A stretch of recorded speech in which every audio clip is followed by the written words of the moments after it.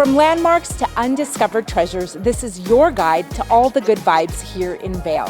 And right behind me is one of Vail's most iconic hotels, and the only one here that's been operated by its original founders for the past 60 years. It's a landmark. Well, it's a landmark because it's built by two people who have no idea what they were doing. And those two people were Sheika and her late husband Pepi, both originally from Austria. After getting an opportunity to buy land in Vail Village, they decided to give the hotelier life a try. Originally being, in New York as a modeling in New York, I thought it would be perfect. With Pepi being a ski racer, very well known and loved by everybody, and doing well in the ski business. I thought, well, he could have his ski shop, and we build a little lodge like we do in Europe. We live above, and we still live above. Same furniture, the same. The only thing is changed is the upholstery and the curtains.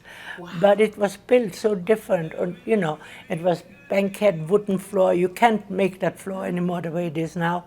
And then we have a lot of Austrian furniture and very different. Sheika says growing up in Austria during a war shaped her tastes. We were during the war, everything, we had nothing. Both Pepi and I lost everything.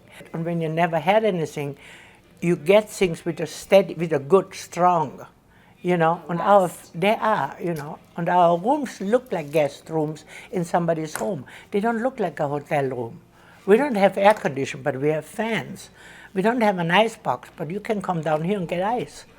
And so the little Austrian-style Gasthof remains authentic and charming, which is why the guests love it. I feel like I'm in Europe, and that's what I wanted. It's amazing that they have owned it and maintained it and been able to stay without being taken over by all the modern types of hotels. And Sheika has no plans to change that anytime soon.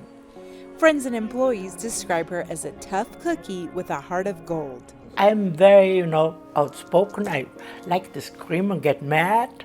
And then they quit and walk out one door, come back in the next door. It's just a family. The ones who last here for 20, 30 years. And I'm bragging that here I'm since 64. I have only 5 chefs in 64 for all these years. And they all stayed here. And then I had people who are here for 30 years. John, like you just met, the one is 42 years with me. I had a housekeeper 30 years with me.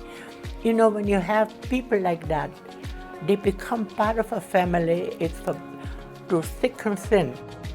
She says she owes her strong character and confidence to her grandma. Yeah, that came from her, that she really put very much confidence in me. That always, even as a child, she never said look down or they always look up. Because if you look on the ground, all you see is dirt. But you look up, you see blue sky. So that's where I got the confidence that I keep my head high. And remaining energetic and hardworking well into her 80s, she says is from self-love. I'm in love with myself.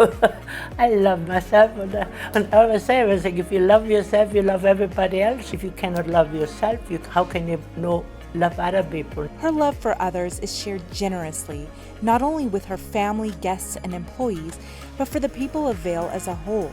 She says Vail wouldn't be the town it is without the people who helped build it.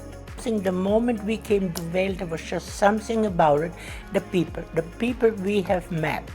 At that time, in 1962, everybody had a dream. Everybody wanted to make something special. Well, I just say I'm very happy, and I love America, and like I said it years ago, it takes a valley to make a village. And Vail became, thanks to the people in the valley, the people here, it's not just the town, it's the people who are in the town.